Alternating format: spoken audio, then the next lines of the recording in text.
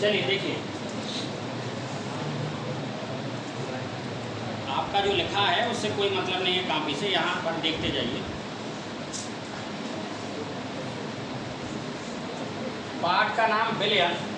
सबसे पहले विलयन की परिभाषा। जब विलयन की परिभाषा बनेगी तो इसके बाद अपन सीखते हैं भार प्रतिशतता, आयतन प्रतिशतता, तीसरे नंबर पे प्रतिशतता। ये इसलिए पढ़ा जाता है क्योंकि इनका सवालों में उपयोग होता है, बाकी परिभाषा तो पेपर में नहीं पूछी जाती, सवालों में उपयोग होता है। तो सुनिए, विलयन दो या दो से अधिक पदार्थों के समांगी मिश्रण को विलयन कहते हैं। सबसे सरल परिभाषा है, दो या दो से अधिक पदार्थों के समांगी मिश्रण को विलयन कहते हैं। विलयन में जो भाग अधिक मात्रा में होता है या विलयन में जो अवयव अधिक मात्रा में होता है उसे कहते हैं विलायक, और जो अवयव कम मात्रा में होता है उसे कहते हैं विलेय।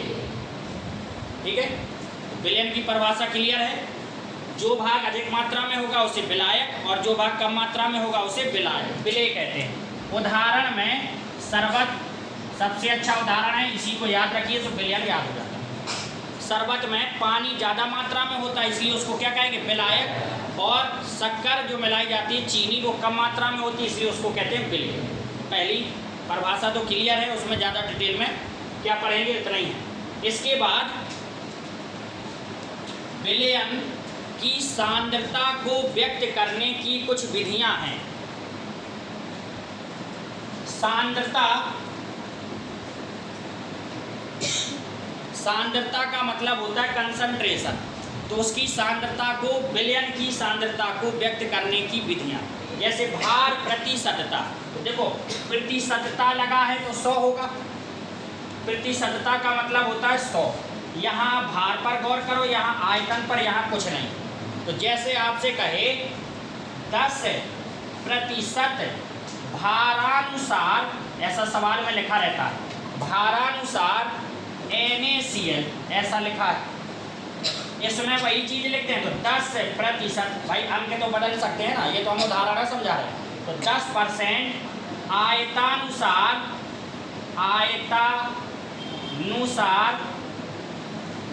NaCl, या और कुछ भी लिख दें H2SO4, और यहाँ लिखा हो 10% H2SO4। अब तीनों का मतलब समझ लो, यही अपने सवालों में उपयोग में होगा। तो देखो, पहले तो परिभाषा कहती है, प्रतिशत है 100 ग्राम विलयन में, विलेय की ग्राम में मात्रा। देखो इधर विलेय समझा दिया था, तो 100 ग्राम विलयन में विलेय की ग्राम में मात्रा को भार प्रतिशतता कहते हैं। क्लियर हो गई परिभाषा? शब्दों पर गौर करना भाई, शब्दों पर गौर करने से थोड़ा सा दिमाग में सेट हो जाते हैं। 100 ग्राम विलयन है, विलयन में मात्रा काय की, विलेय की ग्राम में मात्रा को भार प्रतिशतता कहते हैं। इसको सुनो, 100 मिलीलीटर, क्योंकि यहाँ क्या है, आयतन, तो 100 मिलीलीटर विलयन में उपस्थित, यहाँ क्या बोला था, 100 ग्राम विलयन में उपस्थित, मात्रक में भर अंतर है। 100 मिलीलीटर विलयन में उपस्थित विलेय के मिलीलीटर में आयतन को आयतन प्रतिशतता कहते हैं। सही है, यहाँ मिलीलीटर है और यहाँ क्या है, ग्राम। बाकी दोनों की परिभाषा एक जैसी है, पीछे तक सबको समझ में आ रहा ना? इसको सुनिए, इसमें ना तो भार लिखा है और ना आयतन लिखा है, तो इसकी परिभाषा सबसे ज़्यादा कंफ्यूज करती है अपन लोगों को। तो देखिए, इसके उदाहरण को याद रखो। शरबत, विलयन का उदाहरण क्या समझा था, शरबत। तो शरबत वाला इससे मैच करता है। अपन कहेंगे शरबत जब बनाया तो पानी लिया होगा पहले, तो पानी लिया होगा तो हो सकता है आपने 100 मिलीलीटर लिया हो, 500 मिलीलीटर लिया हो।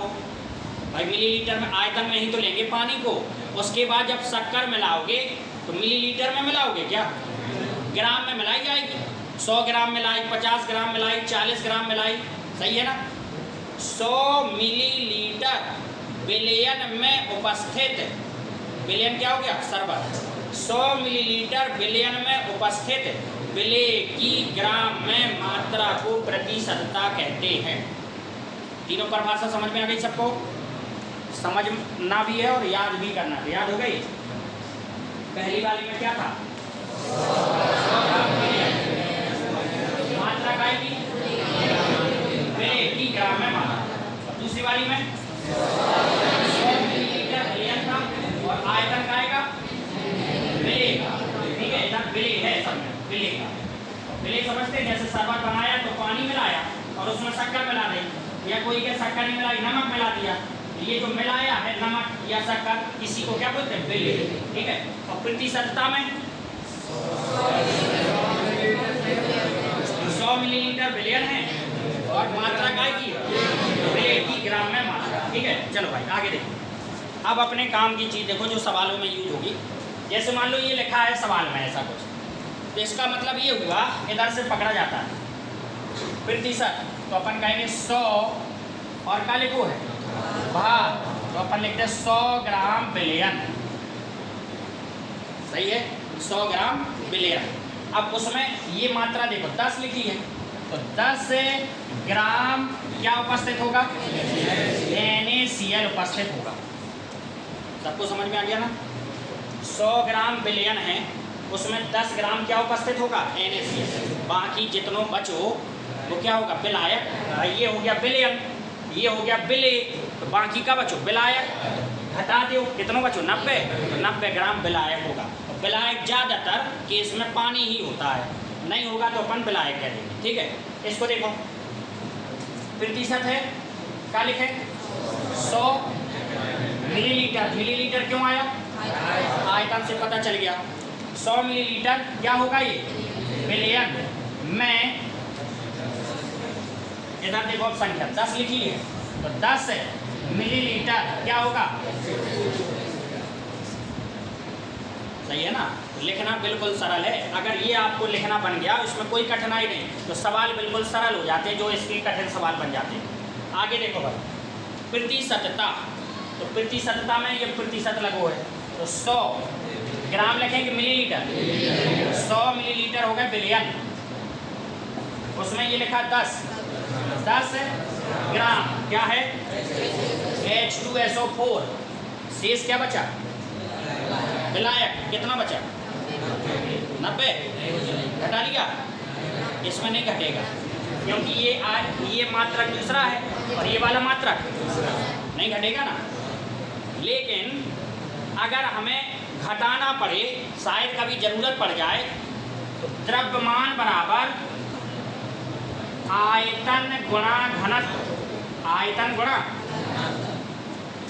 जब भी अगर ऐसा सवाल होगा और आपको ज़रूरत पड़ जाए तो द्रव्यमान को कायम बदल सकते हैं आयतन, और आयतन को कायम बदल सकते हैं, बस घनत्व भर पता हो तो सवाल में घनत्व अपने आप दिया रहेगा। इतनी बात समझ में आ गई? तो जब एक दूसरे को बदल लेंगे तभी तो भाई, इसको ग्राम में बदल लो तो ग्राम ग्राम हो गए तो घटा लो, इसको आयतन में बदल लो, आयतन आयतन हो गए तो भी घटा लो। तीनों क्लियर हो गई? चैप्टर की शुरुआत विलयन से भाई, विलयन की परिभाषा क्लियर। विलयन में 2 आइटम होते हैं, कौन कौन, विलेय और विलायक। जो ज़्यादा मात्रा में विलायक और जो कम मात्रा में विलेय। भार प्रतिशतता, अब जैसे मान लीजिए हमने कहा, इसको छोड़ दो ये तो आपको क्लियर हो गया, मान लीजिए हमने कहा 20% NaCl है हमारे पास, इसका मतलब बताओ 100 ml विलयन में 20 ग्राम NaCl होगा। बात सबको समझ में आ गई जितने लोग यहाँ बैठे? ठीक है, आगे चलते हैं हम, आगे देखिए।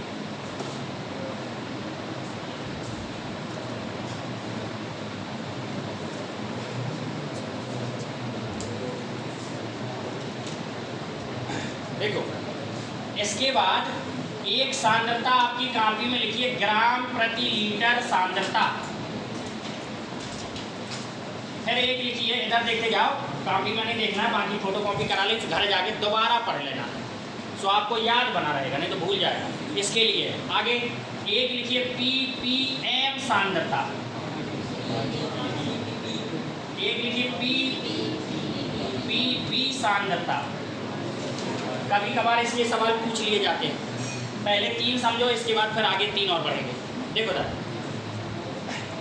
ग्राम प्रति लीटर सांद्रता, बिल्कुल सरल परिभाषा, 1 लीटर विलयन में, यहाँ तक तो सरल, 1 लीटर विलयन में उपस्थित ग्राम में मात्रा काय की, विलेय की, तो 1 लीटर विलयन में उपस्थित विलेय की ग्राम में मात्रा को ग्राम प्रति लीटर सांद्रता कहते हैं। याद हो गई? तो क्या सर जी को सूत्र और बताओ, तो सूत्र का बनना है विलेय की ग्राम में मात्रा बटे विलयन का लीटर में आयतन, तो परिभाषा है वही उसकी सूत्र है। क्लियर हो गया सबको? क्या बोला था? 1 लीटर विलयन में उपस्थित विलेय की ग्राम में मात्रा।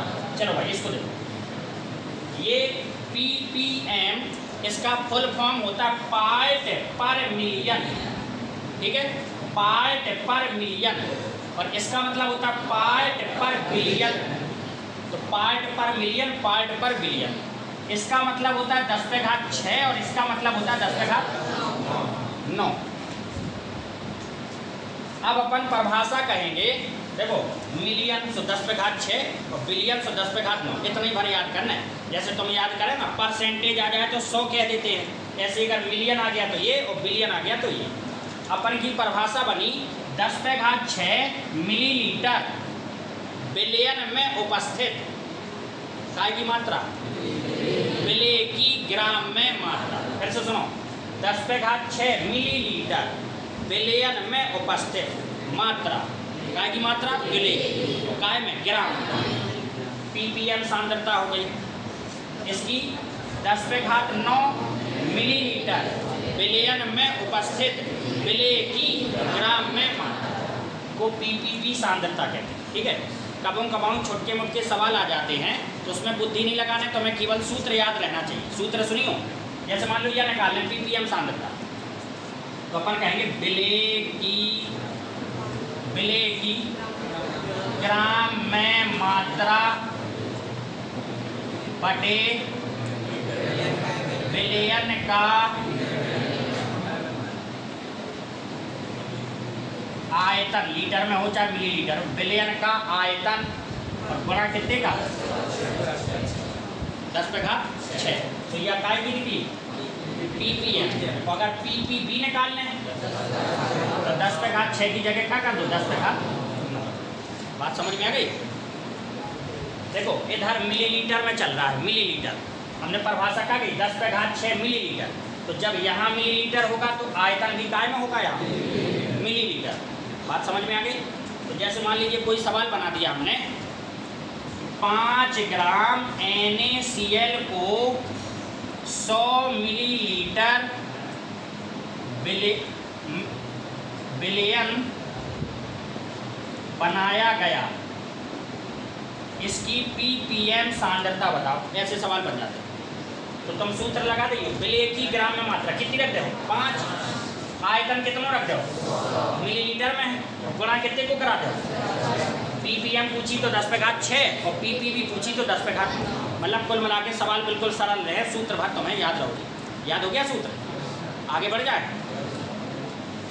ये याद हो गई, ये इसका मतलब 10⁶ और इसका मतलब 10⁹।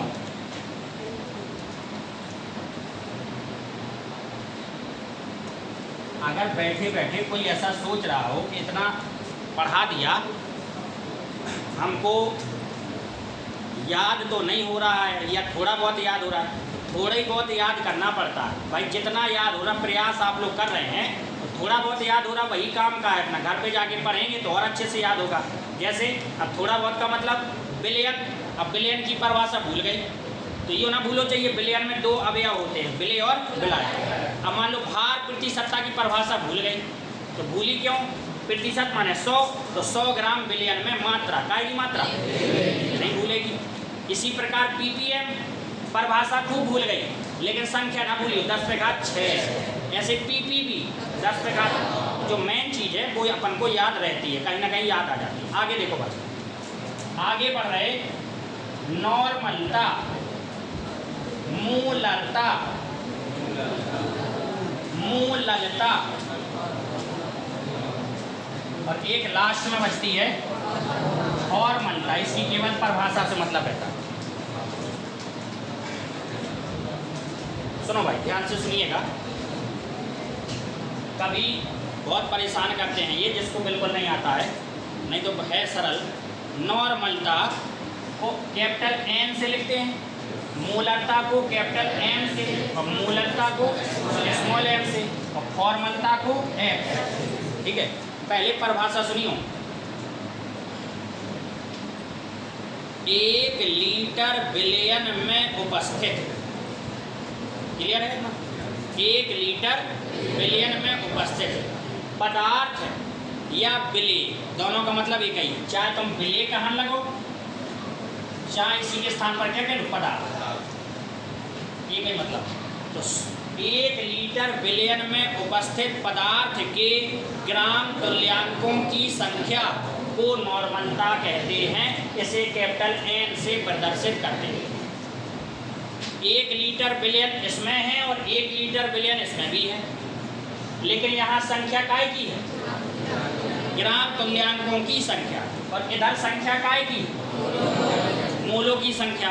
तो इसकी परिभाषा बनी 1 लीटर विलयन में उपस्थित पदार्थ के मोलों की संख्या को मूलता कहते हैं, कैपिटल एम से प्रदर्शित करते हैं। सरल है ना? इसमें काय की संख्या? ग्राम तुल्यांकों की संख्या, और इसमें मोलों की संख्या। अब इसको देखो, मूललता। तो यहाँ मूललता में 1 किलोग्राम विलायक, अभी तक अपन ने शुरुआत से गौर करो, ध्यान से सब लोग पढ़ रहे हैं, अगर गौर करो तो सबकी परिभाषा में एक भी बार अभी विलायक शब्द का उपयोग नहीं हुआ। बताओ, अच्छा तुम पीपीएम में विलायक नहीं आया, पीपीबी में विलायक नहीं आया, ग्राम प्रति लीटर में नहीं आया, भार प्रति सत्ता में नहीं आया, विलायक किसी में आए ही नहीं। इकलौती ऐसी परिभाषा है जिसमें विलायक शब्द का उपयोग होता है। 1 किलोग्राम विलायक में उपस्थित काय की संख्या, पदार्थ के मूलों की संख्या को मूललता कहते हैं। इसे स्मॉल एम से प्रदर्शित करते हैं। तीनों परिभाषा दिमाग में आ रही क्या? देख लो, इसमें काय की संख्या, और विलयन कितना है? 1 लीटर विलयन है। इसमें भी विलयन कितना है? 1 लीटर विलयन है, और संख्या काय की? मूलों की संख्या। इसमें भी, इसमें विलयन नहीं है, सब में विलयन था, इसमें क्या है? विलायक। इकलौती ऐसी परिभाषा है मूललता वाली जिसमें विलायक है। तो 1 किलोग्राम विलायक है, उसमें काय की संख्या? मूललता कहते हैं। तीनों क्लियर? अब सूत्र पर आते हैं, देखो भाई। अच्छा, इसको और देख लो, फॉर्मलता। 1 लीटर विलयन में उपस्थित, 1 लीटर विलयन में उपस्थित पदार्थ के ग्राम सूत्र भारों की संख्या, ग्राम सूत्र भारों की संख्या को फॉर्मलता कहते हैं। 1 लीटर विलयन, इधर भी 1 लीटर विलयन, इधर 1 किलोग्राम विलायक, इधर 1 लीटर विलयन, सब में समान है, इसमें भर अलग है। इसमें काय की संख्या? एक तो याद रखना, ग्राम तुल्यांकों की संख्या, इसमें मोलों की संख्या, इसमें मोलों की संख्या, इसमें ग्राम सूत्र भारों की संख्या। अब कोई सोचे सर कि ग्राम सूत्र भार क्या होगा? जैसे ये ग्लूकोज लिखा है, सूत्र लिखा कि नहीं लिखा? इसका भार कितना होगा? तो 180 होता है अणु भार, और अणु भार के आगे क्या लगा सकत? ग्राम। बोले वही तो परिभाषा कह रहा है, ग्राम सूत्र भारों की संख्या को क्या कहते हैं? फॉर्मलता कहते हैं। समझ में आ गया सबको? आगे देखिए,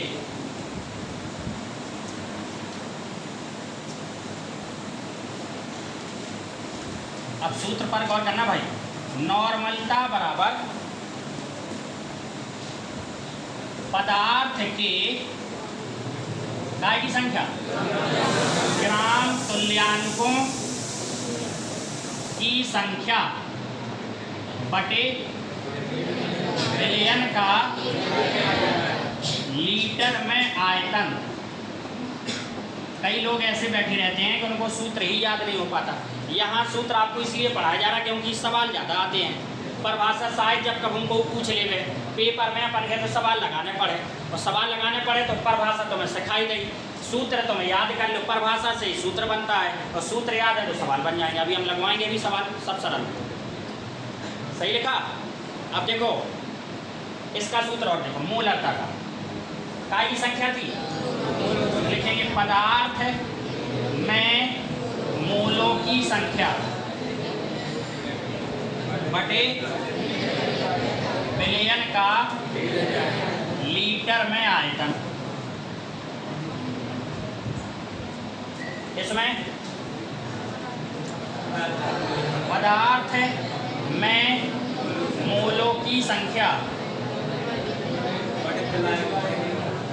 विलयन आएगा कि विलायक, विलायक का किलोग्राम में भार। ठीक है, विलायक का किलोग्राम में भार। जैसी परिभाषा थी वैसे ही सूत्र बन गया। अब देखो ये जो मूल लिखा है, मूल को अपन लोग काय से लिखते हैं, एन से। मूल को काय से लिखते हैं, एन से। और एन बराबर सूत्र क्या होता है, छोटा सा सूत्र सबको याद रहता है, एन बराबर डब्ल्यू बटे एन। अब देखो ये मूल लिखा है, या तो सवाल में मूल दिए रहेंगे या सवाल में मात्रा दी रहेगी। तो अगर सवाल में मूल दिया रहे यही वाला सूत्र लगे, तो अगर सवाल में मात्रा दी जाए तो एन बराबर का होता डब्ल्यू बटे एन। अगर इसी सूत्र को बदलना होगा तो ये क्या है, एन। भाई मूल है कि नहीं है, देखो ना मूल, मूल के स्थान पर क्या रख सकते, डब्ल्यू बटे एम। डब्ल्यू है मात्रा और एम का है अणुभार। यही सूत्र बन जा पदार्थ की ग्राम में मात्रा। और ग्राम में मात्रा को मतलब क्या लिखा तुमने, डब्ल्यू बटे एम। एम माने तो नीचे आ जाते अणुभार, और जो तो ज्यों को त्यों, सो दूसरा सूत्र बन जाता है दूसरा। ऐसे इसमें देखो यहाँ लिखा है मूल, और मूल अगर नहीं चाहिए तो मूल के स्थान पर क्या लिखोगे, डब्ल्यू बटे एम। डब्ल्यू का मतलब पदार्थ की मात्रा, काय में मात्रा, ग्राम में मात्रा, बटे बटे अणुभार, अणुभार गुणा, ये तो नीचे पहले से ही लिखा था। ठीक है, इस प्रकार दो दो सूत्र पढ़े जाते हैं। इसको आप सुन लो। अपन ने इधर लिखा ग्राम में मात्रा बटे अणुभार, इधर ग्राम तो पहले से लिखा है और इधर तुल्यांक लिखा है। तो तुल्यांक से याद कर लो, तुल्यांकी भार, तुल्यांकी भार। तुल्यांक से क्या याद कर लिया, तुल्यांकी भार। और इसको यहाँ से हटा दो तो पदार्थ की क्या हो गई, ग्राम में। तो नॉर्मलता का ये दूसरा सूत्र हो गया। अब आप खुद सोच लो, समझ लो कि आपको समझ में आया कि नहीं आया। अगर हम इसको मिटा दें तो आप सभी लोग अपनी कॉपी में दोबारा लिख सकते हैं, दोनों सूत्र लिख लेंगे सब लोग। नकल करके नहीं लिखना, लिख लो सूत्र भर लिखना, नॉर्मलता का, मूलता का और मूलता।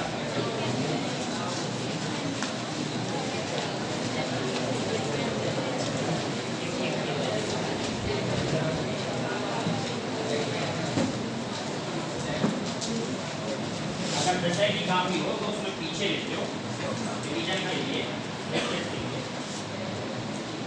नॉर्मलता का, मूलता का और मूलता, दो दो सूत्र पढ़ाएंगे, दोनों दोनों आपने समझना है, इसको याद रखना है।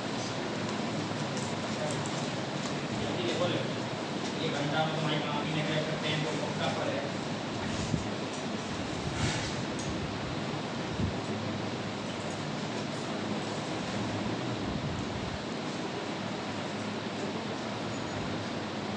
चीज़ अगर एक बार समझ में आ जाए, याद हो जाए, तो उसका थोड़ा सा समय खर्च किया करें। वो चीज़ भूली लीजिए, पूरी मेहनत से तुमने सीखिए, याद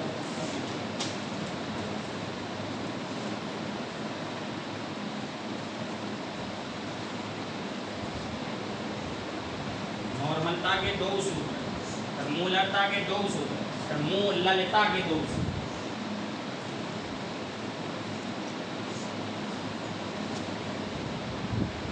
एक दूसरे का देखना नहीं है, जितना ध्यान आ जाए, दिमाग पर जोर डालो, अपने आप तीनों लिख जाओ।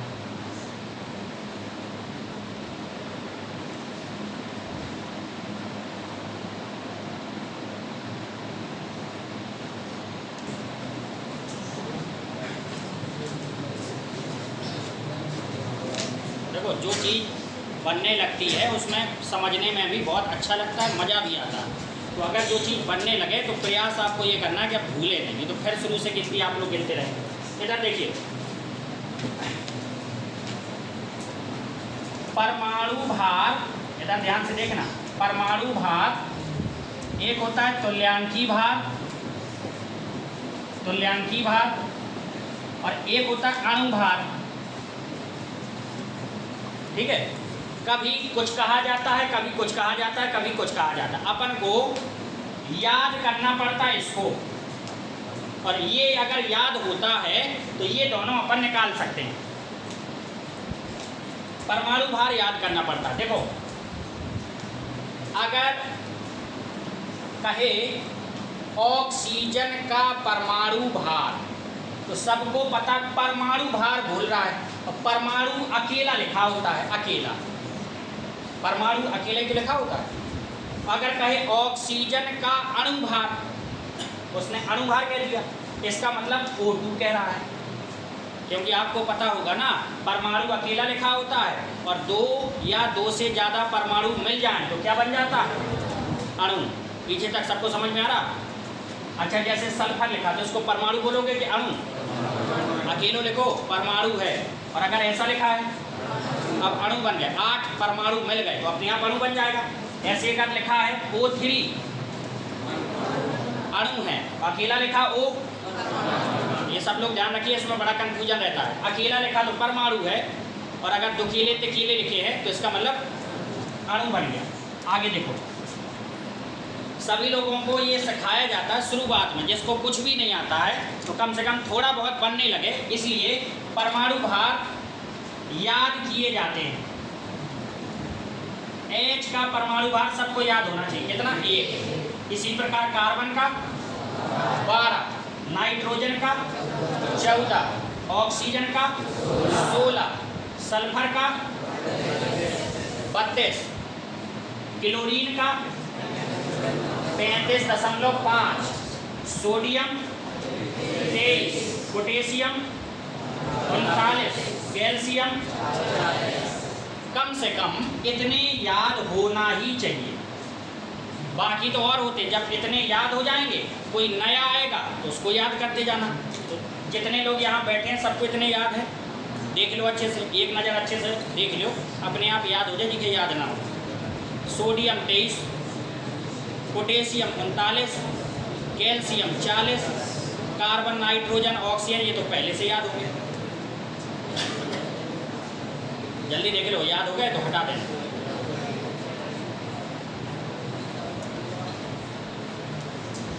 देखो, अब इसका फायदा देखिए, सभी लोग ध्यान देना,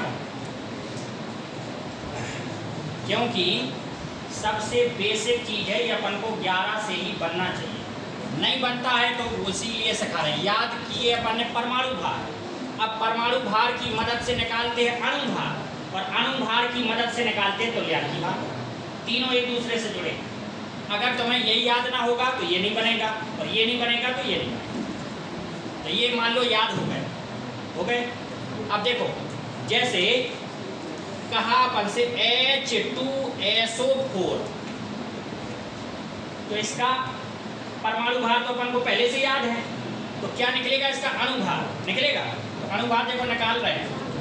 H का कितना याद किया? 1, 2 ठैया H है तो 2 हो गए, प्लस सल्फर का 32 हो गया, प्लस ऑक्सीजन 16, 4 ऑक्सीजन है, 16 चौके 64, टोटल हो गए 98।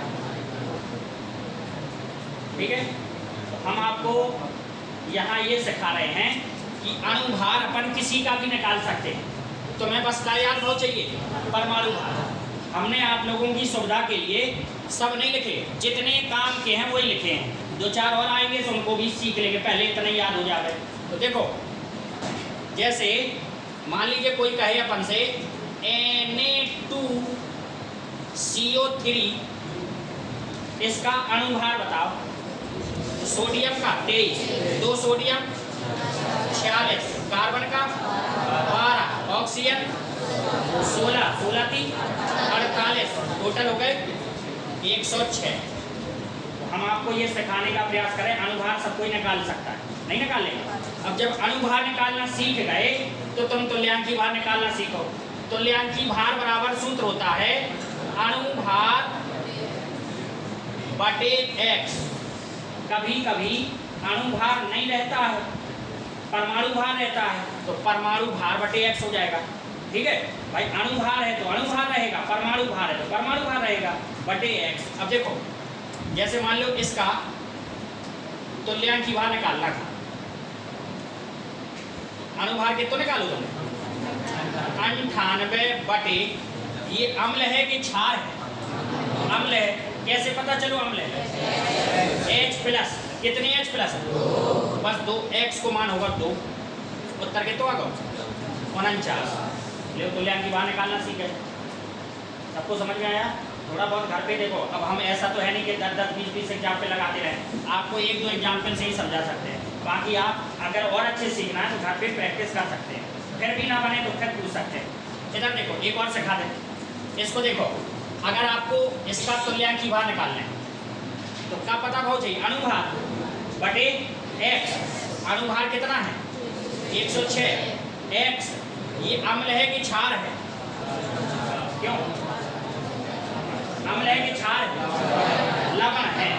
अगर अम्ल होता H+ दिख जाता, क्षार होता OH- दिख जाता। ये क्या है? लवण। तो लवण में चाहे तुम धन को देखो चाहे ऋण को देखो, बात बराबर होती है। तो मान लो किसी का मन हुआ धन को देखने का, तो धन को देखा, सबको पता है Na+ होता है, होता है। कितने Na+ हो जाएंगे? तो बस बटे में 2 कर दो तो होगा 53। ठीक है, 53।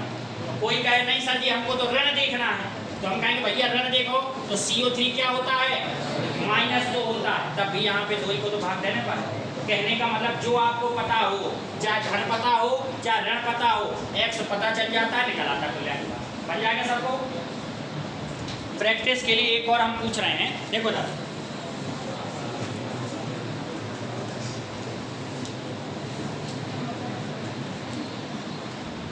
K2CO3 देखो सब जने,